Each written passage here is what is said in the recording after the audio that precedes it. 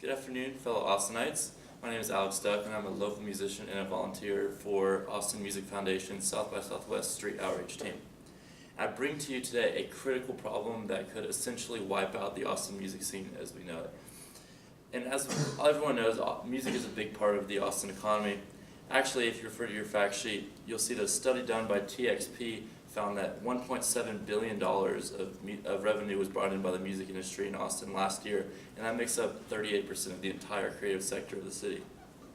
Also, we are home to big festivals like Austin City Limits and South by Southwest, which bring in massive amount of people into the city and stimulate the economy.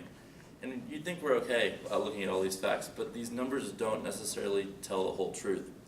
Last year, according to the Austin Music Census, we lost 1,200 jobs in the music sector. And the $1.7 billion, only 1% of that gets divvied out amongst local working musicians. And this lack of aid and support for these artists is actually driving the art right out of our city. But after volunteering with Austin Music Foundation and kind of seeing them as the leaders of the local Austin music scene and helping artists, I found through their mission that there's 3 specific steps that we needed to take to revitalize the music scene. They're listed below. 1 is create a sustainable and supportive working environment for Austin musicians.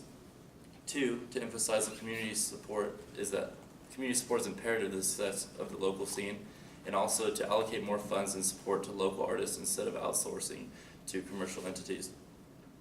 And some of the programs that Austin Music Foundation provides is anything from mentoring and professional development for younger artists who are trying to work in the scene, and also finding these artists affordable housing options, and also getting them in touch with healthcare organizations, something that they couldn't do on their own. All of this is free of charge. However, the Austin municipal courts and the city's plans are a little bit different.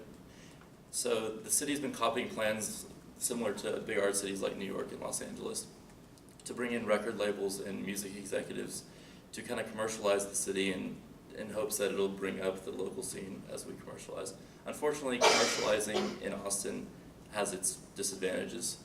It pushes out affordable housing, it pushes down demand for local musicians, and unlike Austin Music Foundation, who is actively training leaders locally in the music scene, we're outsourcing these jobs elsewhere, so the community involvement is obviously less. So, in conclusion, I've discussed that the Austin Music Foundation's tactic to bring up the local scene instead of outsourcing is the most sustainable way to keep Austin the live music capital of the world.